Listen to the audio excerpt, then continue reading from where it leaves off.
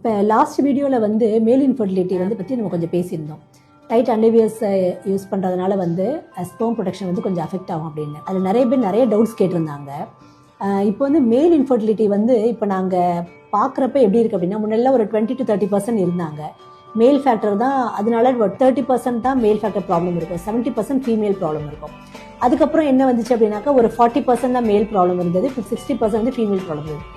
But இப்போ almost ஈக்குவலாக இருக்குது, 50% இருக்குது. சொல்லப்போனால் கொஞ்சம் ஹையராகவே இருக்குது. மேல் ஃபர்டிலிட்டினால தான் மேல் ஃபேக்டர் தான் ப்ராப்ளமாக இருக்கிறாங்க.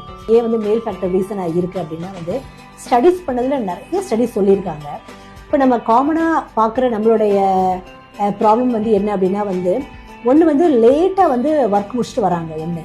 ஸோ தூக்கம் வந்து இன்அடிக்குவேட் ஸ்லீப்பு, அப்புறம் லேட்டாக ஃபுட்டு வந்து சாப்பிட்றாங்க. ஸ்ட்ரெஸ்ஃபுல் அதிகமாகிடுச்சு, நிறைய டார்கெட் அச்சீவ் பண்ணணும் அப்படிங்கிற மாதிரியே வந்து நிறைய ஒர்க் வந்து போயிட்டுருக்குது. பிஸ்னஸாக இருக்கட்டும், அவங்க ஒர்க்காக இருக்கட்டும், ஒர்க் பண்ணுற பிளேஸில் இருக்கட்டும், அவங்க டார்கெட் அச்சீவ் பண்ணணுங்கிறதுலே வந்து ஸ்ட்ரெஸ்ஃபுல்லாகவே ஓடிட்டுருக்காங்க. ஸோ இப்போ இந்த டெஸ்டோஸ்டெரான் லெவல்லாம் வந்து நம்ம வந்து மெஷர்மெண்ட் எடுத்து பார்க்குறப்ப ரொம்பவே கம்மியாக இருக்குது.